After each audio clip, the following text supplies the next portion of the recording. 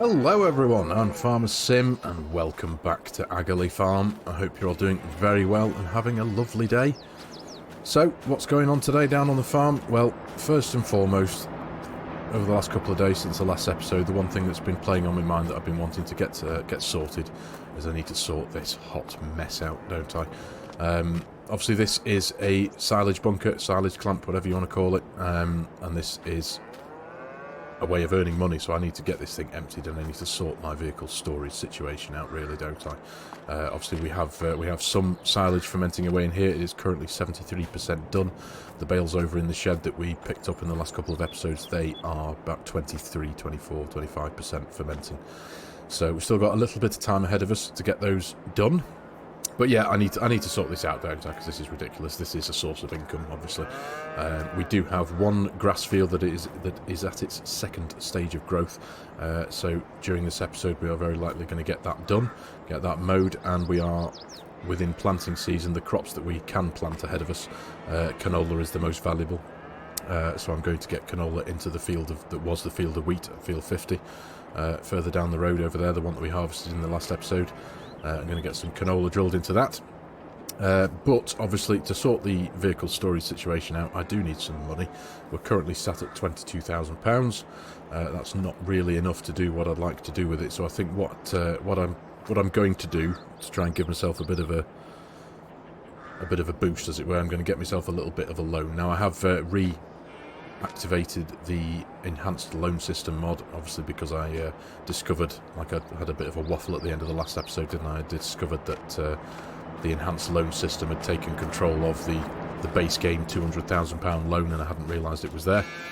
So quite simply just removed that mod and reactivated it, and sure enough I don't have any more loans now, but I do need to do that. So I'm thinking I might get myself a loan of somewhere around 80 grand, just to give myself a few pounds in the bank so I can purchase some seed and some lime and some fertiliser when I need it. We have got a couple of totes of liquid fertiliser there, to be fair, and the hopper of the sprayer has got some fert in there, but either way I'm still going to need seed and lime can be quite expensive when you're doing your first sprays, can't it? The fields tend to drink it up quite a lot. But regarding the placement of a shed, I'm thinking I'm going to have to place something. I think this field is going to be what I'm going to term as my sacrificial field at the minute. I'm just going to essentially place a shed probably somewhere down here. The ones I have in mind, as always, the ones I tend to go to, especially when I'm on a UK map, is Lancy Boys sheds. I always tend to go for those primarily. I know there are a lot of other UK style sheds out there, and I'm not taking away from the loveliness of all of those. They are very, very nice sheds. There's lots of them, but Lancy Boys in particular, compared to those, are much more affordable. The one I have in mind is it's about 45 grand, I think. So, and it does give me a reasonable amount of storage space for some equipment, and it also has a little bit of outside storage space under a canopy as well. So I'm going to place that one down somewhere in here, do a bit of landscaping, just make it look like it belongs, and obviously that will take a little bit away from this field, but it is what it is at the end of the day. Got to be done.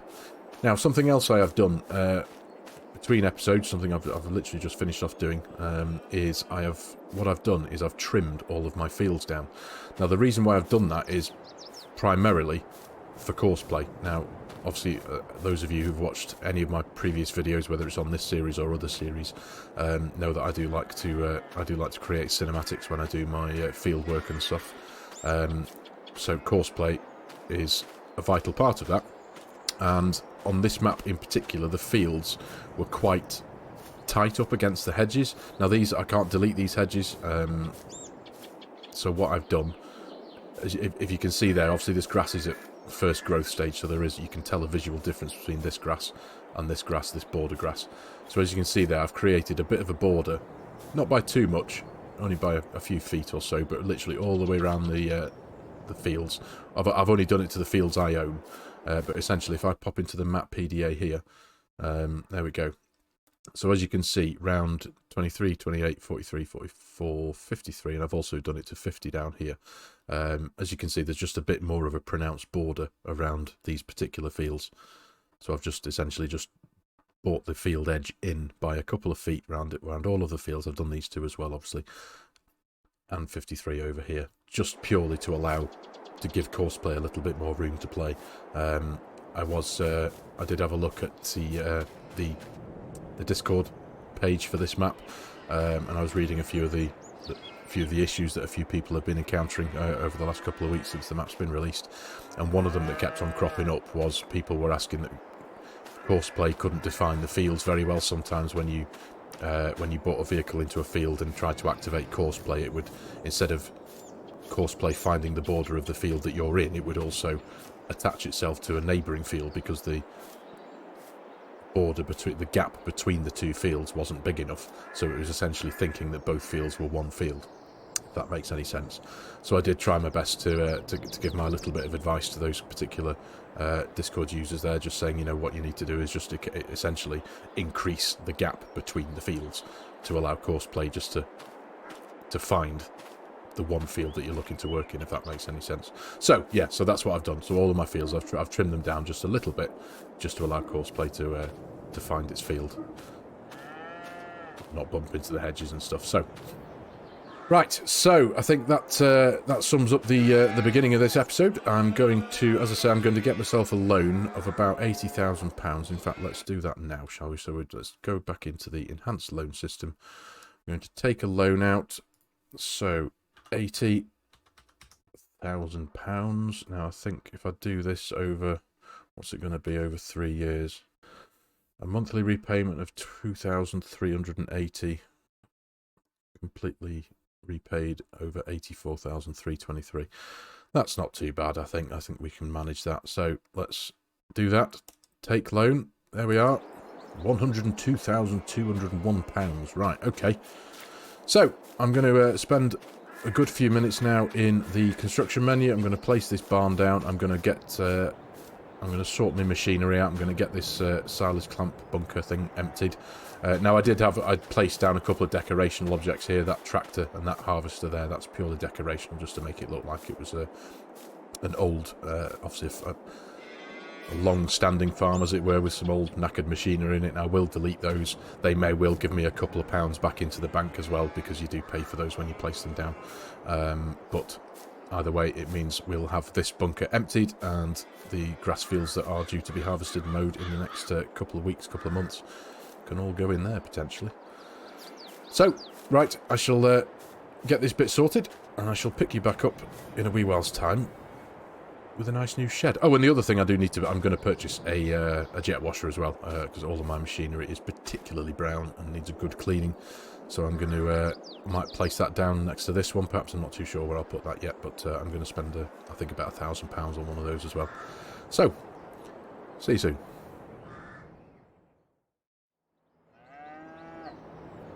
There we go. A spot of spring cleaning in autumn. But, there we go. Our bunker is now completely empty. And we can start, hopefully, making a bit of money from it. So, I'll show you what I've done over here. But yeah, a nice, clear, relatively empty yard. Now, we've still got the slurry tanker in this shed, and I've left this as the trailer shed. So, obviously, our grain and silage trailers are in here. So, that's all good. But let's take a bit of a wander around and show you what I've been doing in the construction menu. Now, I've bought, apart from the flatbed trailer, which is still over there in the bale shed, I've kind of bought most things round. I popped the Keenan in here. Now, that was a suggestion by one of you wonderful viewers in the comments of the last video. Why don't you leave the Keenan in the cow shed? So that's where that lives now, for now anyway. But going around here, I only got about €1,500, I think, for deleting those two decorational objects. But here we go. The new storage shed, as it were. Now, it's called a lawn barn, I think it's called. This is by Lancey Boy. I'm sure a lot of you will recognise it. But so yeah, this is where I've put everything, and now everything is lovely and clean. I have placed down this Karcher jet washer. This is by Missy B. Fortunately, there was just enough room to stash the header trailer and header down the side there. Again, nice and clean. But here we go. So, nice little row of tractors there. Neatly tucked the big harvester into the corner. The forage harvester, obviously. Seeder, spreader, baler, tractor, tedder, wrapper, done. Yeah, that'll do, don't you think? Now I've got a few bits of kit around the side here under the canopy. Mower, cultivator, spreader, roller, windrower. But yeah, I think that's a little bit nicer managed, I feel. So, and everything is, as I said before, everything has had a clean. Check out the Merlot, looking lovely and splendid and green. But we need to get into that ASAP because we've got about 25 and a bit thousand litres of manure in the bunker here that needs to get, we need to get that put into the BGA and get earning from it. And we've also got about the same litrage-wise of slurry in the cow barn, so we need to get all of that transferred into the BGA and start earning a bit of money from that. And as I said, we've got one field of grass to get mowed, and I'd like to get some canola drilled in what was the wheat field, the big field 50 over there. So I think I'm going to crack on with that first. So I need to make a purchase of a couple of bags of seed. We'll see how far that goes. Now the field isn't too far from the shop, so if we do need to go back into, if I do run out of seed quicker than I think, then we can just go next door and get some more. But yeah, so I think that's what we're going to crack on with first. Get some canola into the ground. We will be... Now, ideally, this is the heavier of the tractors. This is about 6.7 tonnes, the New Holland 8340, but it is only 125 horsepower. The Cedar requires 140 horsepower. So this is the only tractor we've really got to be able to cope with that. So we shall jump in the Voltra, get hooked up to the Cedar, go pay a quick visit to the shop. There we go. I think I've deactivated yeah, I've got manual attach turned off for now while I was whizzing around moving all the equipment about. So let's go get some seed, get into the field and get cracking on.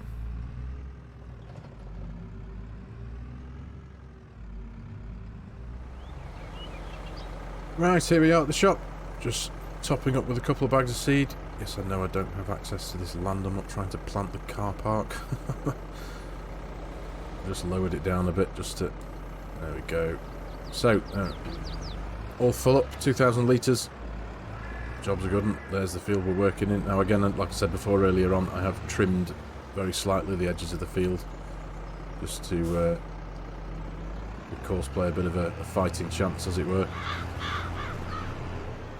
Go. Why do you do that? Right, so let's get this lot drilled. I'm going to pop this job into a bit of a cinematic, get that done. Now, I suppose ideally I've probably done this in the wrong order, haven't I? But this field does need liming. Should have really done that first, but we'll get that sorted afterwards. There we go. See where I'm going. Excellent stuff. But yeah, as I said, just trimming them down a bit as given Courseplay a bit of a fighting chance in getting round in one go without bumping into the hedges, because the inside a lot of the hedges there's like a bit of a bump that Courseplay seems to recognise and bump into and stop working, so it's quite frustrating when I'm trying to make these cinematics and you're watching it go around a corner and filming it and it just kind of stops in its tracks because it thinks it's found a collision, but it hasn't. So anyway, yeah, right, let's get this done, get this field drilled, and I shall pick you all back up as soon as possible.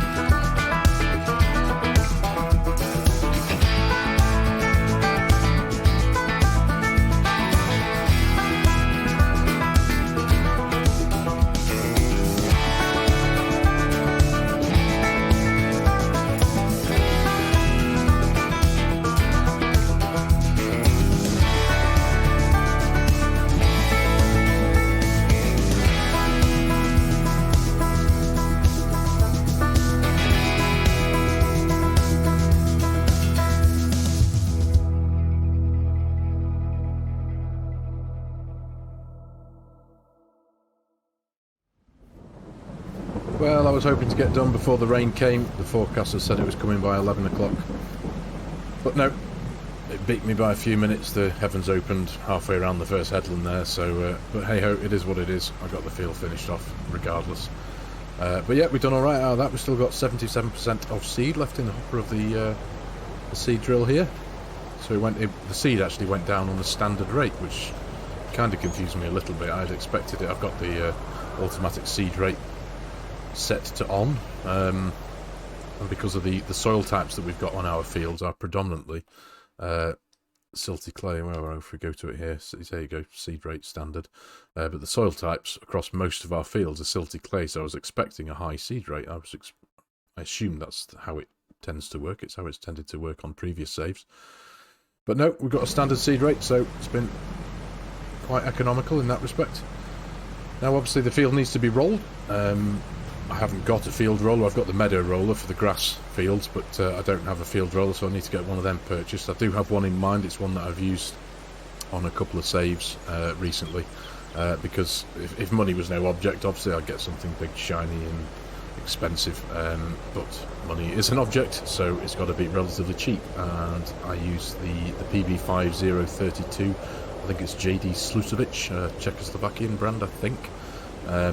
But it's pretty much, I think it's just under €1,500, so 6 metre working width. So nice cheap and affordable field roller, so we'll get that purchased. But there are obviously a few jobs that we need to get done while it is raining. I've still got the manure bunker to get emptied and put into the biogas plant, and obviously the slurry as well needs transferring over. So I'll be getting those done while it's raining, and we'll make a quick purchase and another trip to the shop. Get the field roller bought. So I'll get back to the farm, get all swapped over, give the drill here a bit of a clean, now that we can, because we've got a jet washer. So yeah, catch you all shortly when I'm a bit further on.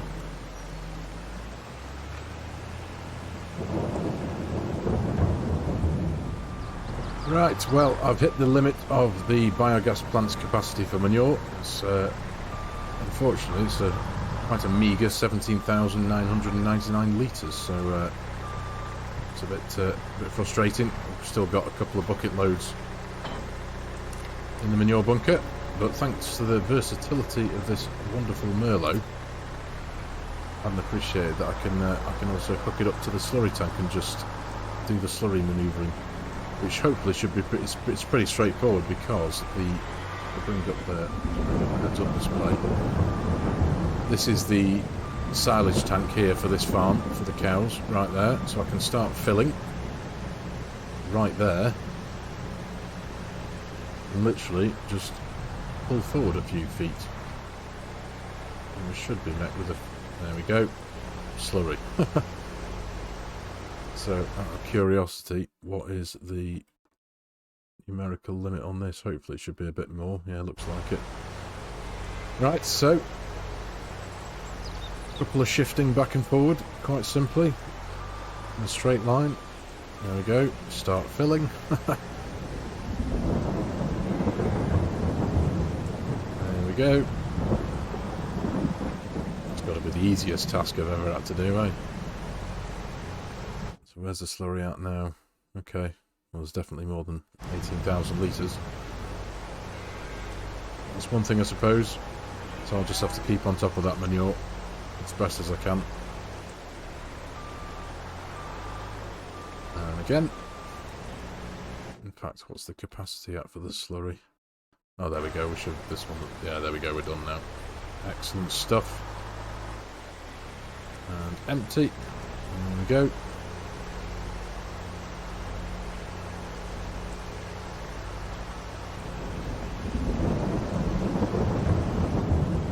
Excellent. Right, okay, so into the biogas plant again one more time. So we've got just under 30,000 litres of slurry ticking away, and obviously 17,900 and such litres of manure. Right. Excellent. We'll get some silage in there when we can spare some, when that bit's fermented in there. And obviously we could probably spare a few of the silage bales when they're fermented as well. So we'll park this back in here for now. I'm going to see the rain through. It's due to stop at about 1 o'clock. It's currently 11:20. But obviously the other thing that I'm going to do before we crack on with any more field work, let's go and pick ourselves up our new field roller. So, we've got this thing parked up back at the shed, our nice new shed. I'll make my way over to the shop, make a purchase. I'll show it you very quickly, and then I suppose I can just go and sit in my caravan for an hour or so until the rain stops, eh? Right. I'll see you over at the shop in a few moments. Right, here's a new field roller. Now it has just cost, it's actually just cost just under €5,000 because I hadn't taken into account the configuration of it. So once I'd configured it with the Cambridge rollers and made it a relatively custom paint scheme, you get 50. It's like charged €50 for each of the paint things. So once I change the colour of the rollers, the framework, the wheels. Either way, it's still the cheapest roller that I know of. So for a decent work width anyway. So while I'm up this end, I think what I'm going to do is I'm just going to go and sit by the field here and just see the rain through. We've only got a couple of hours, I think, maybe an hour or so ahead of us. So wait for it to die down. So I may as well, won't I? I'll get that done as soon as the rain finishes.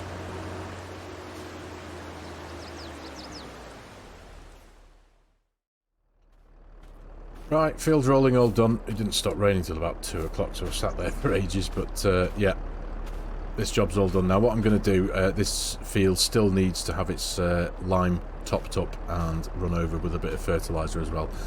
So I'm going to get all that done off camera, get this field completely boxed off, and then we can concentrate on the grass, because what I'd like to do with the one grass field that we've got to mow today, I'd very much like to get it mowed and rowed.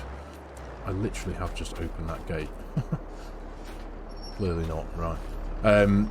Yeah, I'd like to get that grass field mowed and rowed up, and then I'd like to get the forage harvester out, and a tractor and a silage trailer, and give that a run. And now that we've got the bunker silo free, or the second bunker silo, now that that's ready to accept a good pile of chaff, I want to get that used. So that's the plan anyway. So I'm going to crack on. I'm going to get this, as I say, get this field completely boxed off, and I'll catch you down at the farm when all that's done, and we're ready to get mowing.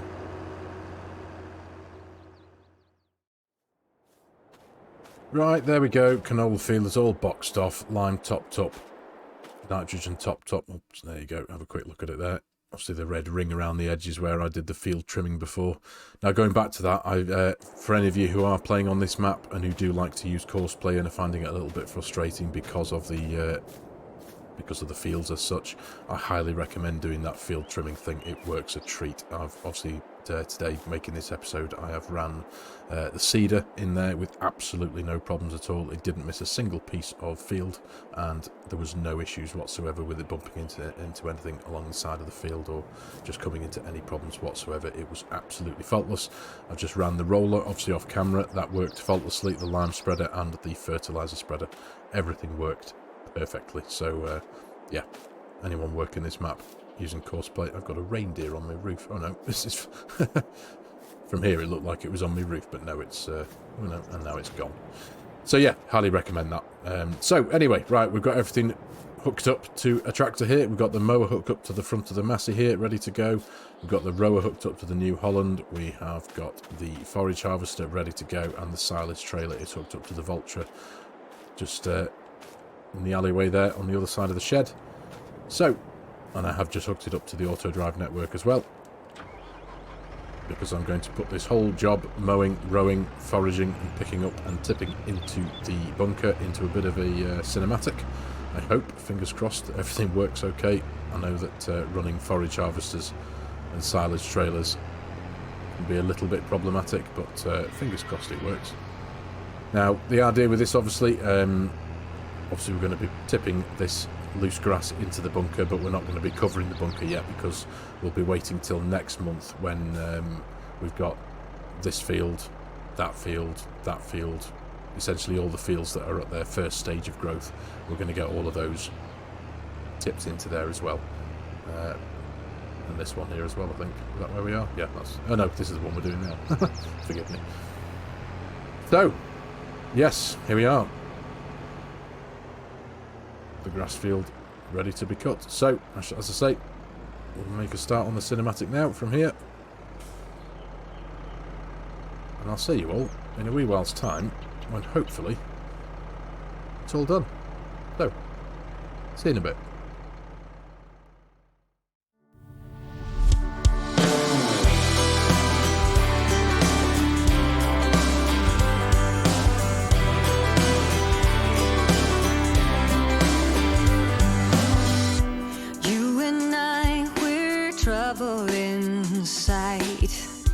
Beating hearts don't lie.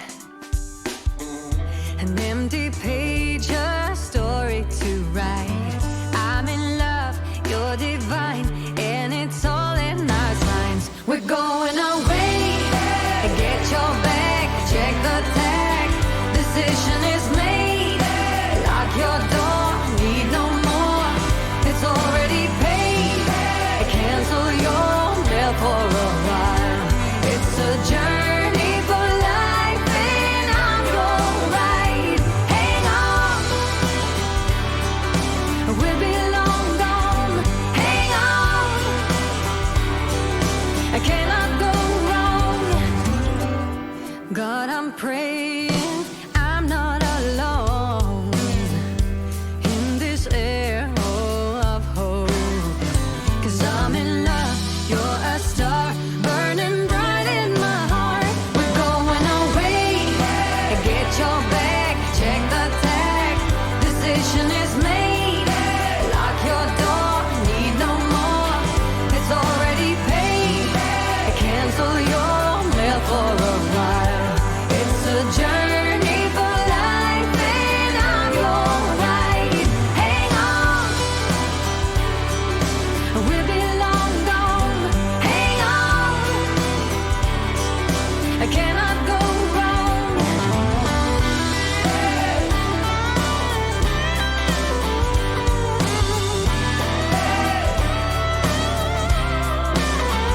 We're going away. Get your back, check the tag. Journey for life, and it's already paid. Cancel your mail for a while. It's a journey for life, and I'm your ride. Hang on, we'll be long gone. Hang on, I cannot go wrong. Hang on, we'll be long gone. Hang on, I cannot go wrong. God, I'm praying I'm not alone in this air of hope. A journey for life, I'm right. No, no, no, no, no.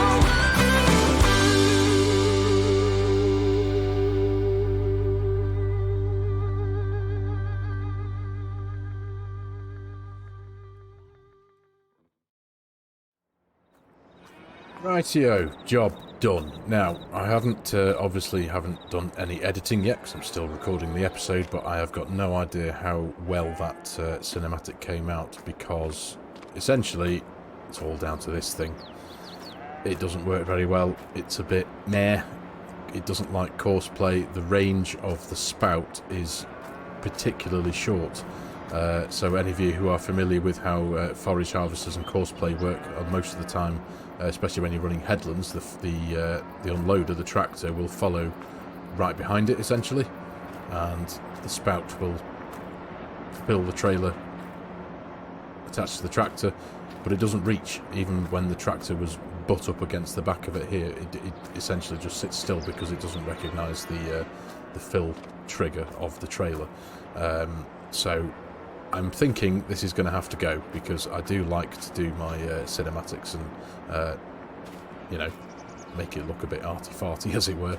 And this just isn't going to work. So what I am going to do first and foremost is, for next time, I'm going to I do have another mod. Essentially, I'm just going to pretend that this one didn't exist, and I'll put the other one in and make sure that the money stays exactly the same, and just pretend that we started with that one. It's a John Deere one. It's an older one it's another one by Tired Iron Modding. So hopefully, fingers crossed, that'll work. And if that doesn't work, because I know forage harvesters can be a bit finicky when it comes to courseplay, I have experienced it many a time. The only ones that do tend to work perfectly tend to be the big ones, the big expensive ones that are base game. I'll refrain from putting one of those into the game just yet. We'll try this John Deere one from Tired Iron Modding. If that works fine, then that works fine, and that's all good. But I won't know until the next time that we get into another grass field and get it mowed and picked up. But we shall see. So, as I say, next episode, this will have morphed into a John Deere one. We'll have a different header in a different one of these, but I'm just going to pretend that that wasn't the case. So, the money will be exactly the same. I'm not going to benefit financially from any swapperoos. But anyway, so where are we? We are now at 110,126 litres of chaff in this field. I'm not going to bother, in this bunker, sorry. I'm not going to bother compacting it down yet, because the plan is to get, if we go into the field menu here, so the plan is to get another 4 fields into here. This one, this one, this one, and this one. So it is going to get pretty full in here, I hope, but that's the whole point of these things, isn't it? And I am very glad that I've got it emptied out now and had a bit of rearranging done.